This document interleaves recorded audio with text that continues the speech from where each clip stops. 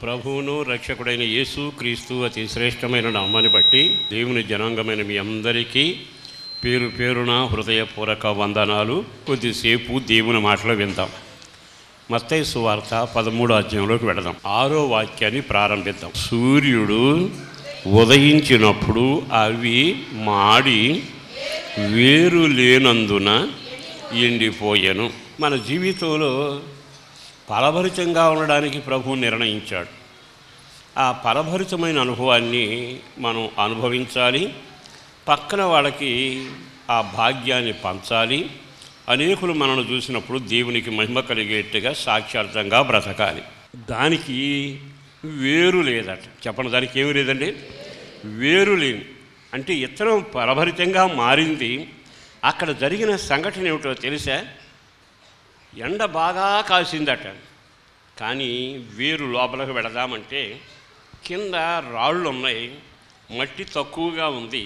అందుకని మట్టి ఉన్నంత వరకు ఎదిగింది, అక్కడి నుంచి ఎండిపోవడం మొదలుపెట్టింది. దీనికి సరి అయిన నిర్వచనం ఏమిటంటే, మన జీవితంలో దేవుని వాక్యం విన్నప్పుడు ఎంత సంతోషంగా ఉంటామో. ఈ సంవత్సరం బాగా భక్తి చేయాలి, ఈ నెలలో ఇంకా ప్రార్థన చేయాలి, దేవుని కొరకు ఖర్చు పెట్టాలి, దేవుని కొరకు ప్రార్థన చేయాలి, అబ్బబ్బా అనే ఆలోచనలు ఉంటాయి. కొంతకాలం అయ్యాక లోపలట రాయి ఉంటుందట.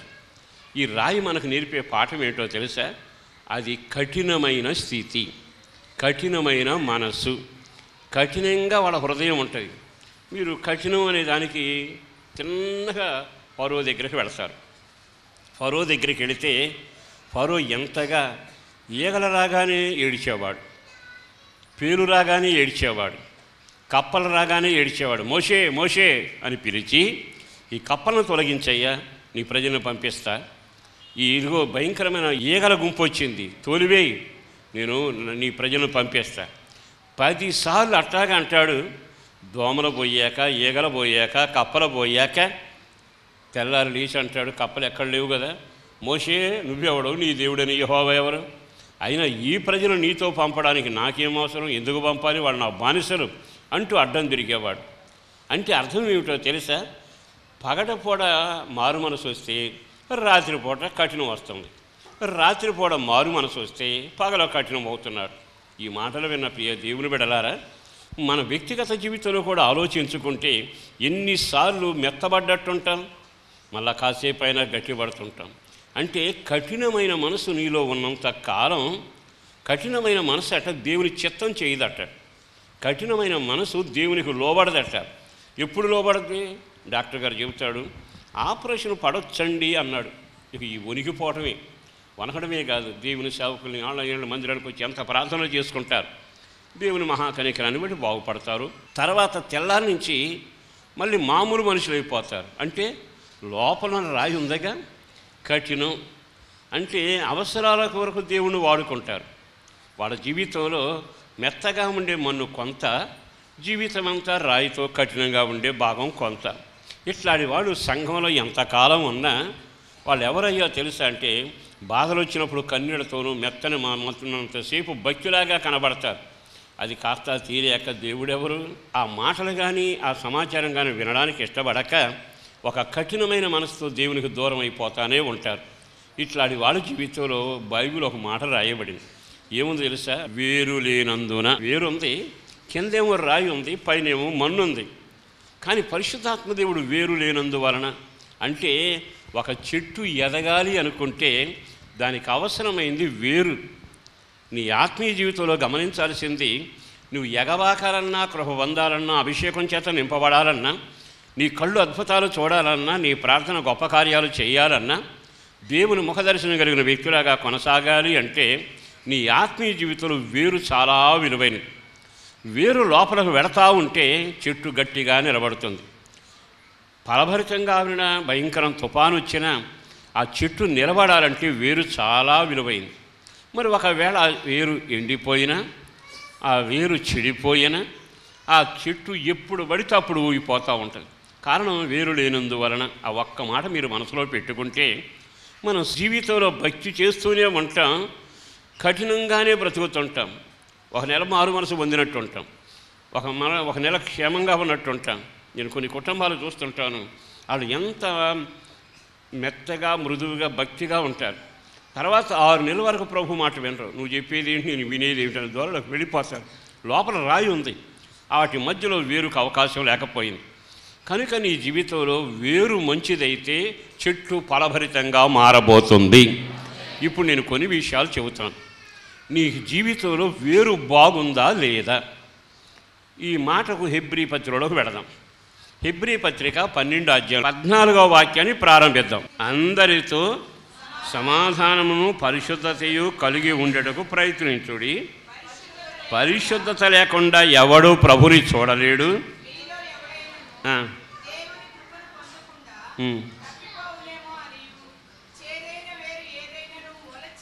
చేదైన వేరు. బాగా ఆలకించండి, ఎందుకు ఆ మాట మాట్లాడాడు?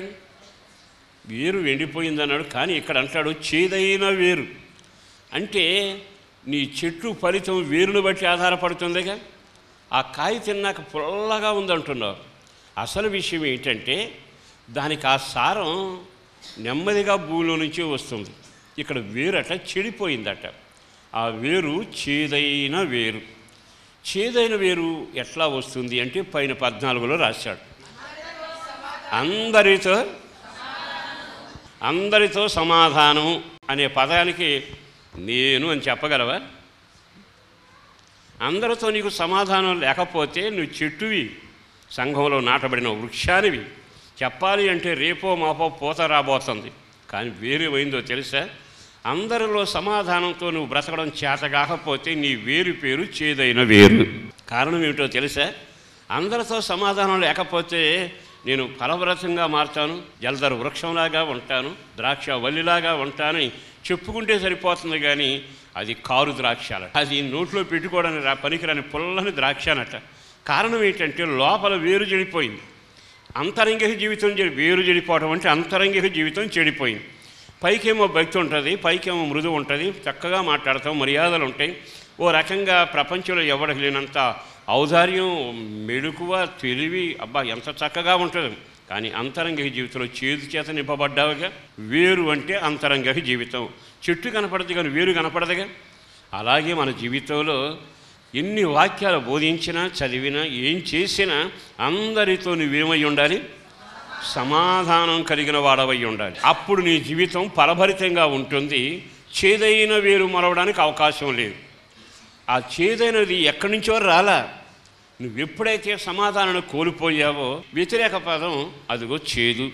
సాతాను వస్తాడు, వాడి యొక్క జీవం నీలో నింపబడుతుంది, వాడి లక్షణాలు నీకు మొదలవుతాయి. అప్పుడు వేరు నిన్న పరిశుద్ధమైందే కానీ ఇప్పుడు సమాధానం కోల్పోయాక నెమ్మదిగా వేరు చేదైన వేరుగా మారిపోతూ ఉంది. కనుక మన జీవితంలో మంచి ఫలితం ఎందుకు చూడలేకపోతున్నామంటే చేదైన వేరు మొదలయ్యింది. దానికి మొదలై కారణం నీవు ప్రభువుతో సమాధానంగా ఉంటావు, నీకు నచ్చినోళ్ళతో సమాధానంగా ఉంటావు, నిన్ను పొగిడినోళ్ళతో సమాధానంగా ఉంటావు, నిన్ను తిట్టినోళ్ళతో మాత్రం వాళ్ళంతా చూస్తావు. కారణం ఏంటంటే చేదైన అనుభవాలు. ఒక సేవకుడిగా పెద్దవాడిగా దండం పెట్టి చెబుతున్న మాట, మీ జీవితం చేదైన వేరు కాకుండా పరిశుద్ధతలో వర్ధిల్లగలుగునట్లుగా, అనేకులకు దీవెనకరంగా ఉన్నట్లుగా మీ వేరు పరిశుద్ధమయ్యుండునగాక, మీ అంతరంగ జీవితం పరిశుద్ధమయ్యుండునగాక. కనుక సమాధానం లేని వాళ్ళకి కుటుంబంలో చేదు మండుద్ది. ఉద్యోగ రంగం, వ్యాపార రంగం, వ్యవసాయ రంగం, ఏ కోణంలోకి వెళ్ళినా నువ్వు ఆశించినంత మంచి కంటే చేదు ఎక్కువ అవుతుంది. మరి కుటుంబంలో చేదు ఎందుకు వస్తుంది? నీ ఆరోగ్య విషయంలో కానీ, వ్యాపార విషయంలో కానీ, వ్యవహార విషయంలో కానీ అంతా చేదు అనుభవాలు కనబడుతున్నాయి. రెండవది అక్కడ ఒక మాట రాశాడు, పరిశుద్ధత. పరిశుద్ధత ఉన్న చోట ప్రభు ఉంటాడు. సమాధానం ఉన్న చోట సమాధానకర్తని యేసు ఉంటాడు. షాలేము రాజు ఆయన సమాధానకర్తగాను, పరిశుద్ధత ఉన్న చోట ఆయన ఉంటాడు గనక ఆ వేరు మంచిగా ఉంటుంది. చెట్టు చూస్తే ఫలభరితంగా ఉంటుంది. నేను చెప్పే మాట మీరు మనసులో పెట్టుకోవాలి. వేరు కిందకి వెళ్లకుండానేమో కఠినం అనేది ఉంది. ఆ వేరు తత్వం నాటినప్పుడు బాగుంది కానీ మధ్యలో చేదైన వేరుగా మారిపోయింది. కారణం వాక్యం విన్నాక నువ్వు పరిశుద్ధలో రావాలి కానీ అపరిశుద్ధుడిగా మారకూడదుగా. నువ్వు అపరిశుద్ధుడిగా అపవిత్రతవు ఏకమై లోకంతో కలిసిపోతే నీ వేరు అంతరంగిక జీవితం చేదైన అనుభవాలు మొదలవుతుంది. ఆ తర్వాత నష్టమేంటో చెప్పన, కృప పొందాలని కోరుకున్న కృప నీకు దొరకదు. మేలు పొందాలనుకున్నా మేలు పొందలేవు. ఎంత ఏడిచాడు, ఏడ్చినా అతనికి మారు మనసు పొందే అవకాశం, మరలా దీవులు పొందే అవకాశం లేకుండా పోయింది.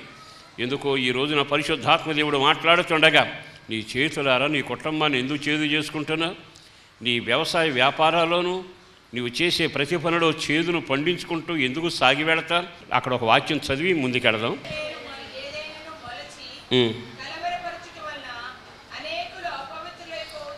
చేదు పుట్టిందా? అంతా కలవరమే. ఎవరిని చూసినా కలవరం, ఏ మాట చూసినా విన్నా కలవరం, ఏం జరుగుతుందో కలవరం, రేపేమిటని ఆలోచన కలవరం, అంతా కలవరమే. ఆస్తి ఉంటుంది, అంతస్తులు ఉంటాయి, జనం ఉంటారు, తెలివితేటలు ఉంటాయి, కానీ కలవరమేగా. ఈ అపవాది క్రియలను, కలవర స్వభావాన్ని యేసున్నా మన దేవుడు లయపరచునగాక. ఎవరి ఇళ్లలో ఎవరి గుండెల్లో కలవరం ఉండకూడదు. దేవుని కృప కొట్టివేయబడకుండా ఉండినట్లుగా చేదైన వేరు కొట్టివేయబడునుగాక. మరి ఈరోజు ఈ మాటలు విన్నాకైనా మనం వేరులేని చెట్టులాగాను, ఎండిపోయిన చెట్టులాగాను, లేదనుకుంటే చేదైన వేరులాగా బ్రతికితే మన జీవితానికి కృప పోతుందిగా, దీవెన పోతుందిగా, దైవ సన్నిధి పోతుందిగా, కలవరంగా మన ఇల్లు మారుతుందిగా. అట్టి శాపకరమైన జీవితం రాకుండానట్లుగా యేసు పేరిట బ్రతికులాడుతూ చెప్పగలిగిన మాట, అది ఆ యొక్క సమాధానాన్ని కాపాడుకుందాం. దేవుడు కాలు మోపి నిలవగలిగే పరిశుద్ధతలో మనం జీవించుదుముగాక. హోషేయ గ్రంథంలోకి వెళదాం. 9వ అధ్యాయము 16వ వాక్యం. ఎఫ్రాయిము వేరు ఎండిపోయెను. ఆ మాట చదవండి. ఎఫ్రాయిం అంటే అతను ఎవరో తెలుసా? దేవునికి ఇష్టమైన బిడ్డ. ఎఫ్రాయిం అంటే గారాల బిడ్డ అని బైబిల్ చెబుతుంది. ఎఫ్రాయిముకు నడక నేర్పాను అన్నాడు. ఎఫ్రాయిం చేతులు పట్టుకున్నాను అన్నాడు. ఎఫ్రాయిమును స్నేహితులాగా భావించాను అన్నాడు. ఎఫ్రాయిం నేనే భోజనం పెట్టాను అన్నాడు. అంటే దేవుడు ఆ వ్యక్తిని, ఆ సంఘాన్ని, ఆ కుటుంబాన్ని ఎంత ప్రేమించాడు. దేవుడు సొమ్ము తిన్నాడు, దేవుడు చేయి పట్టుకున్నాడు, దేవుడి దగ్గర నరక నేర్చుకున్నాడు, దేవుడి దగ్గర ప్రార్థన నేర్చుకున్నాడు, దేవుని వాక్యానుసారంగా నడిచినట్టే ఉన్నాడు. కానీ ఇక్కడికి వచ్చాడు, వినబడిన మాట ఏమిటో తెలుసా? ఎఫ్రాయిము వేరు. ఎందుకని? మరి అంత తిండి తిన్నారు కదా, దేవుని చేతిలో చేయి వేశారు, దేవుని దగ్గర నడక నేర్చుకున్నారు. ఇంత అయిపోయినాక వేరు చెడిపోయిందట. అతను వేరు చెడిపోతే ఇక చెట్టు అంతా చెడిపోయినట్టేగా. ఆ వేరు ఎండిపోయిందట. వేరు ఎండిపోయినాక 4 రోజుల తర్వాత చెట్టు కూడా ఎండిపోద్దిగా. అంటే నీ అంతలో నీ జీవితం అంతరంగ జీవితంలో ఎండిపోయిన అనుభవం వస్తే ఆ తర్వాత బాహ్య జీవితం ఎండిపోతుంది, సాక్షి జీవితం ఎండిపోతుంది, పచ్చని ప్రార్థనా జీవితం ఎండిపోతుంది, ప్రేమతత్వం ఎండిపోతుంది. నామకార్థ క్రైస్తవుడిగా మురగజీటి ఎండిపోయి నిలబడ్డట్టే మిగులుతాం. అదే అధ్యాయంలో చాలా తేటగా 7, 8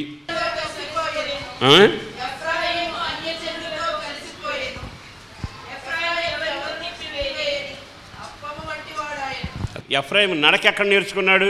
ఎఫ్రాయిముకు నడక నేర్పిన వాడను నేనే అన్నాడు. నడక నేర్పాడంటే చిన్నప్పటి నుంచి నడిచి పరిగెత్తే వరకు నేర్పి చేయి పట్టుకున్నాడుగా. అంటే నీ చేయి ఆయన చేతిలో ఉంది. ఇప్పుడేమైంది?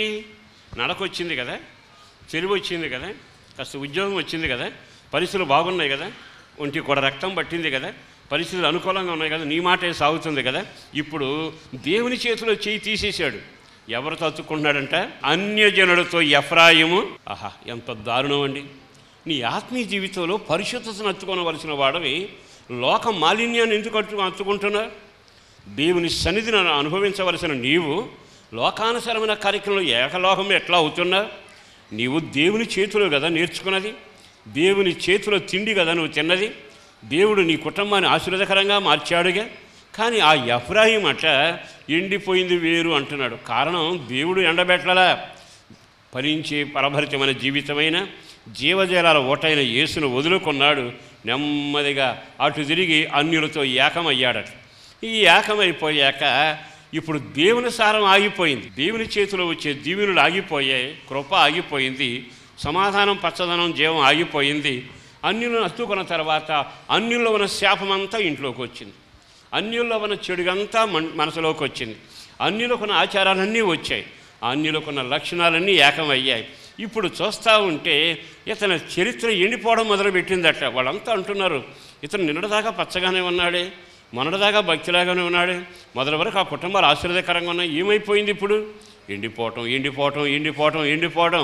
కారణం ఏమిటో తెలుసా?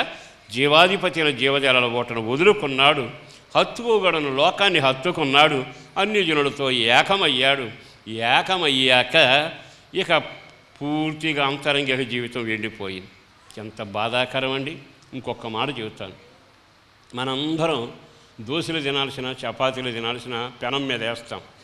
పెనం మీద వేసాక ఇల్లాలు చక్కగా కాలుస్తుంది. కాల్చాలంటే వేసిన దాన్ని తిప్పి రెండు పక్కల కాల్చాక మనకు ఉపయుక్తంగా ఉంటుంది, తినడానికి ఇష్టపడతాం. కానీ వేసిన అప్పం అలాగే ఉంచి 1 గంట తర్వాత తిన్నామనికి ఎట్లుంటుంది? కిందంతా బొగ్గైపోతానే ఉంటుంది.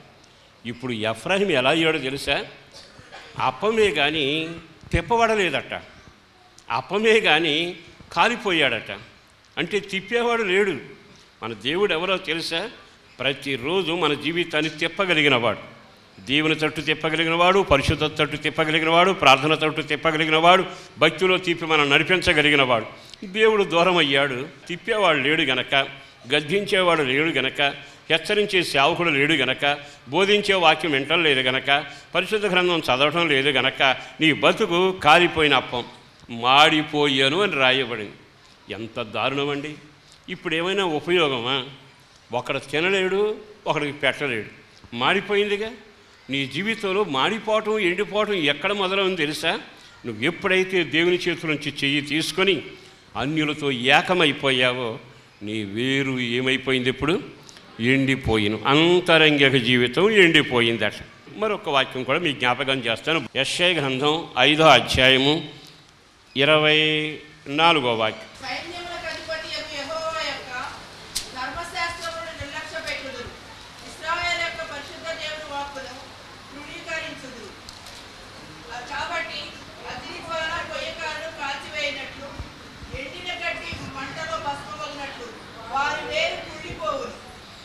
వేరు కుళ్ళిపోయాను. ఎప్పుడైతే వాక్యాన్ని నిర్లక్ష్యం పెట్టారో, ఆయన వాక్యాన్ని నిర్లక్ష్యం చేశారో, నీకు తెలియకుండానే నీ వేరు కుళ్ళిపోవడం మొదలవుతుంది. నీ ఆత్మీయత కుళ్ళిపోతుంది, నీ అంతరంగిక జీవితం కుళ్ళిపోతుంది. పైకి బాగానే ఉంటున్నావు, కానీ ఇప్పుడు నీ జీవితంలో ముఖంలో కళలేదుగా, నీ నోటెమట శుభవచనం పలకలేకపోతున్నావుగా, ప్రేమగా ఆలింగనం చేసుకోలేకపోతున్నావుగా, బిడ్డను దగ్గరగా తీసుకుని ప్రేమగా పలకరించలేకపోతున్నావుగా, కుటుంబ సౌఖ్యం కొరకు నువ్వు ఆరాట పడలేకపోతున్నావుగా. అంతరంగిక జీవితం ఎండిపోవడమే గాక, చేదు అనుభవాలు రావడమే గాక, ఎక్కడికి వచ్చాడు కుళ్ళిపోయిందట. ఎంత దారుణమైన మాట. ఇంతకీ ఆ ఏరు ఎందుకు కుళ్ళిపోయిందట? కుళ్ళిపోవడానికి కారణం ధర్మశాస్త్రమును నిర్లక్ష్య పెట్టిరి. విన్నారా? మన ఆధారం వాక్యం, మన వెలుగు వాక్యం, మన ఆహారం వాక్యం, జీవాహారం జీవవాక్యం అంతా వాక్యంతోనే మడిపడింది. కానీ ధర్మశాస్త్రాన్ని మర్చిపోతే అక్కడ రాస్తాడు కదా, నిర్లక్ష్య పెట్టడం. అంటే నిర్లక్ష్య పెట్టడం అంటే లెక్కలేనట్టుగా చూడటం. ఈ బోధ మాకు తెలుసులేదు, ఆరాధనకు వెళ్ళాలి మాకు తెలుసులేదు, ఇవన్నీ మేము విన్న బోధలడే. అంటే నిర్లక్ష్యం చోటు చేసుకున్నాక దేవుడు గద్దించినా నీకు పెద్దగా బాధ అనిపించదు, దేవుడు నిన్ను మంచం ఎక్కి సరి చేసినా బాధ అనిపించదు. అంటే తృణీకరం ప్రారంభమవుతుంది, నిర్లక్ష్యం నీలో పొడజూపుతూ ఉంది. ఈ నిర్లక్ష్యం ఎక్కడైతే ఉంటుందో జాగ్రత్తగా వినండి. ఒక ఆయనకి దర్శనం కలిగిందట. దర్శనం కలగానే ఆయన రూపం కనబడిందట. ఆయన రూపం చూడక మునిపోయిన పాదాలు చూశాడట. అమ్మో, బంగారు పాదాలు కలిగిన ఈయన దగ్గర నేనా అని పాదాల దగ్గర అట్ట పడిపోయి చచ్చిన వాని అయిపోయాను అంటాడు. అంటే అతడు దేవునికి దేవుని సన్నిధికి భయపడుతున్నాడు. ఇతడు ఏమంటాడు తెలుసా? సన్నిధ నాకు తెలుసు, నిర్లక్ష్యం వాక్యమహ నాకు తెలుసు, ఇవా నేను ఎరిగినవి. అంటే నిర్లక్ష్యం నీ జీవితంలో నిన్ను ఎంతవరకు తీసుకుని వెళుతుంది అంటే కుళ్ళిపోయేంతవరకు తీసుకుని వెళుతుంది. అంటే అంతరంగిక జీవితం భక్తి ఎందుకు కుళ్ళిపోతుంది? ఆత్మ సంబంధంగా ఎందుకు ఎదగలేకపోతున్నావు? నిర్లక్ష్యం. వాక్యం అంటే నిర్లక్ష్యం. కొన్నిసార్లు కొంతమంది ఎంత ఏడుస్తారు, అయ్యా ఇదివరకు మా ఆయన బాగా వాక్యం వినేవాడు వచ్చేవాడండి, ఇప్పుడు నిర్లక్ష్యం చేస్తున్నాడండి, నేను ఒక్కనే వస్తున్నానండి, ఆవిడ ఇదివరకు బాగానే వచ్చింది, ఇప్పుడు రావటం మానేసిందండి. ఇతను బాధ ఏమిటో తెలుసా? ఆ ఇంట్లో నిర్లక్ష్యం మొదలయ్యింది. నిర్లక్ష్యం మొదలైతే ఆస్తులను పెద్ద పోవు, ఆరోగ్యం ఏం తగ్గదు, కావలసిన పరపతి ఉంటుంది, వెండి బంగారాలు ఉంటాయి. కానీ లోపలంతా కుళ్ళిపోయిన జీవితం, ఆత్మీయతలో ఎదగలేకపోవడం, ఫలభరితంగా మారకపోవటం, యేసుకొరకు నిలవలేకపోవటం, కుళ్ళిన వేరు ఉన్న చోట 1 వారం నెల తర్వాత చెట్టు చూస్తే పూత వచ్చింది, ఎండిపోయింది. కాయలతో ఉంది కానీ ఎండిపోయింది. పచ్చగానే ఉంది, పక్షులకు నీడిచ్చింది, ఎండిపోయింది. చూస్తూ ఉండగానే నెమ్మదిగా ఒక పక్కకు ఒరిగిపోయింది. కారణం ఏంటి? వేరు కుళ్ళిపోయాక చెట్టు నిలవదేగా, పూత వచ్చినా దక్కదేగా, ఫలాలు వచ్చినా మనకు అందవగా. అంటే నీ ఆత్మీయ జీవితం దేవుడు ఆశీర్వాదకరంగా నిన్ను చేసిన నువ్వు నిలబెట్టుకోలేకపోవడం, అంతరంగ జీవితంలో నీ జీవితం కుళ్ళిపోతూ వస్తుంది. దానికి కారణం ఏంటంటే వాక్యం అంటే నిర్లక్ష్యం, సన్నిధి అంటే నిర్లక్ష్యం, ఉపవాస కూడికలంటే నిర్లక్ష్యం, వాక్యం చదవడం నిర్లక్ష్యం, దేవుని సందులో చేతులైతే ప్రార్థించడం అంటే వేకుని లేచి నీ కుటుంబ కొరకు నువ్వు ప్రార్థన చేసుకోవడం నిర్లక్ష్యం పెద్దగా బద్ధకంలే అని అనుకుంటున్నావు, కానీ కుళ్ళుతుందనే సంగతి తెలియాలిగా. ఓ సేవకుడిగా దండం పెడి చెబుతున్నాను, ఇకనైనా నా యేసు పేరడ బ్రతిమలాడుతుండగా మీ వేరు సరి చేయబడును గాక. ఒకటి ఎండిపోయిన వేరు, రెండవది కుళ్ళిపోయింది, మరొక దాన్ని చూస్తే చేదైన వేరు. ఇట్లా ఎంతకాలం ఎండిపోయి కుళ్ళిపోయి జీవితాన్ని నాశనం చేసుకుంటారు? ఇప్పుడైనా మీరు ఫలభరితమైన చెట్టులాగా మీ భవిష్యత్తు దీవెనకరంగా ఉండాలంటే మీ వేరు కాపాడబడును గాక, మీ వేరు స్థిరంగా ఉండును గాక. కీర్తనాకారుడు రాసిన 80వ కీర్తనలో 9వ వాక్యంలో చక్కని మాట రాయబడింది. దానికి తగిన స్థలమును సిద్ధపరిచితివి, దాని వేరు లోతుగా పారి అది దేశమంతటా వ్యాపించాను, దాని కొమ్మలు దాని నీడ కొండలను కప్పాను. మరి ఇక్కడ ఒక మొక్క ఉందగా, ఈ మొక్క ఎక్కడి నుంచి తేవడం తెలుసా? ఐగుప్తు దేశం నుంచి తెచ్చాడట. దాన్ని తీసుకొచ్చిన తర్వాత అక్కడున్న అన్ని జనులందరూ వెళ్ళగొట్టి ఈ చెట్టును నాటాడు. ఐగుప్తులోంచి తేబడ్డ మొక్క. నా వైపు చూడాలి. నేను ఒకప్పుడు ఐగుప్తు, నేను లోకానుసారంగా పాపానుసారంగా లోపభీష్టంగా ఐగుప్తు పాపాలకు నిలయం, శాపానికి నిలయం. నేను దేవుణ్ణి ఎరగనప్పుడు అదే అనుభవంలో ఐగుప్తులో ఉన్నాను. కానీ కనికరం కలిగిన వాడు ఐగుప్తుని లోకంలోంచి, శాపంలోంచి, పాపంలోంచి నా దేవుడు లేపి నన్ను తీసుకొని వచ్చి ఎక్కడ నాటాలో చూసి ఆటంకాలన్నీ తొలగించి పరిశుద్ధత అనే స్థలంలో నాటాడు. ఎప్పుడైతే అది తీసుకొచ్చి అక్కడ నాటాడో నేను ఎక్కడున్నాను? వ్యభిచారుల మధ్య, త్రాగుబోతుల మధ్య, వ్యసనాల మధ్య, శాపం మధ్య, మోసం మధ్య, లోకంలో పతనావస్థలో ఉన్న వాళ్ళ దగ్గరలో నేనున్నానే. కానీ అక్కడి నుంచి దేవుడు లేపి తన కుమారుడు యేసు రక్తం ద్వారా కడిగి నన్ను తగిన స్థలంలో నాటాడు. తగిన స్థలం అంటే సంఘం, తగిన స్థలం అంటే పరిశుద్ధత, తగిన స్థలం అంటే నీకు నెమ్మది కలిగిన స్థావరం, తగిన స్థలం అంటే ప్రభు పాద సన్నిధి, తగిన స్థలం అంటే కృప పొందే భాగ్యం ఉన్న చోటు. అక్కడ నాటాడు. ఆ తర్వాత ఐగుప్తులో ఉన్నప్పుడేమో ఐగుప్తు అలవాట్లకి ఏకలోకమైపోయి అది ద్రాక్ష వల్లే ఎదిగిన చేదు తీగలు కూడా కమ్ముకున్నాయి. రకరకాల పక్షులు వస్తున్నాయి, జీవాలు వస్తున్నాయి, పీకు తింటున్నాయి, రకరకాల అనుభూతి. తీసుకొచ్చి నాటినాక ఇక దాని వేరట అంతకంతగా లోపలికి వెళతా ఉందట. తగిన స్థలములో నాటబడిన చెట్టు. ఆ తర్వాత దాని గురించి ఇంకో మాట రాశాడుగా, దాని వేరు లోతుగా పారి దేశమంతటా ఐగుప్తులో ఉన్నప్పుడు వ్యాపించినని రాయల, ఐగుప్తులో ఉన్నప్పుడు లోతుగా ఉండినని రాయల, ఐగుప్తులో ఉన్నప్పుడు అభివృద్ధి పొందినని రాయల. ఒక వ్యక్తి రక్షించబడి యేసు రక్తం ద్వారా కడగబడి సంఘంలో చేర్చబడ్డాక నీ వైభవమే మారబోతా ఉంది, నీ జీవితం అద్భుతంగా మలచబోతా ఉన్నాడు, కృప నిన్ను ఆవరించబోతా ఉంది. వేరు పారిన తర్వాత ఆ చెట్టును గురించి అంటాడు కదా, దేశమంతటా వ్యాపించి భయంకరమైన క్రూరమైన మనిషిని చంపిన నరహంతకుడు. కానీ దేవుడు అతగాన్ని పట్టుకుని పేరు మార్చి పౌలని పెట్టాడు. అతడు నాటబడిన పరిశుద్ధతలో నాటబడ్డాక ఎన్ని దేశాలకు దీవెనగా ఉన్నాడు, ఎన్ని ప్రాంతాలకు ఆశీర్వాదకరంగా ఉన్నాడు.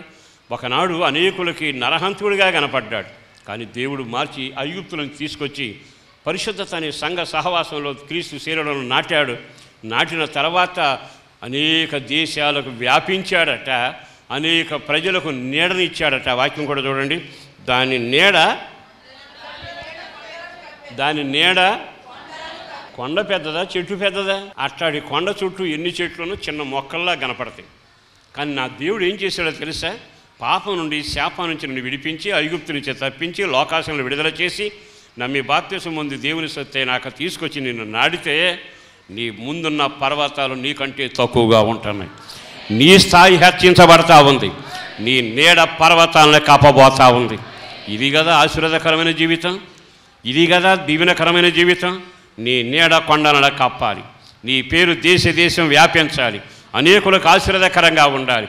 నేను దానిని తగిన స్థలములో నాటాను. దేవుని వాక్యానుసారంగా నన్ను నాటిన పరిశుద్ధతలో ఉంటాను, పరిశుద్ధుల గుంపులో ఉంటాను, కాపరి చేతిలో ఉంటాను, వాక్య వెలుగులో ఉంటాను, ఆత్మ నడిపింపులో ఉంటాను. నీ చిత్తమే నెరవేర్చబడాలి అని నీవు అప్పగించుకోగలిగితే ఇంకా ఇంకా ఇంకా నీ వేరు పరిశుద్ధతలోనికి ఇంకా వేరు పారునగాక. తర్వాత చూస్తే రాయబడింది, వ్యాపించుట, నీ నీడ పర్వతాలను కప్పుట. ఈ రెండు నీ వలన దేవుడు చేయబోతా ఉన్నాడు. అనేకులకు దీవెనకరంగా నేను మార్చబోతున్నాడు. మరి ఈ రోజైనా ఈ మాటలు విన్నాకైనా వేరు లేక ఎండిపోయిన ఇటులాగా ఉందామా, దేవుడు నాటిన విత్తనంలాగా ఫలభరితంగా మరి ప్రభువు సాక్షులుగా ఉందామో ఆ నిర్ణయం. పరిశుద్ధుడును ప్రేమమడిన ప్రభు వందనాలయ్యా, నీ మాటలు వినిపించావు, నాతో మాతో ముచ్చడించావు, అందుకు వందనాలు. వాక్యం ఫలభరితంగా మార్చండి. ప్రతివాని అంతరంగిక జీవితం అనే వేరు అంతకంతకు పరిశుద్ధపరచబడాలి, పవిత్రంగా వాళ్ళు జీవించగలగాలి, నీకు సాక్షులుగా నిలవగలిగి వర్ధిల్లగలిగినట్లు కార్యాన్ని చేయండి.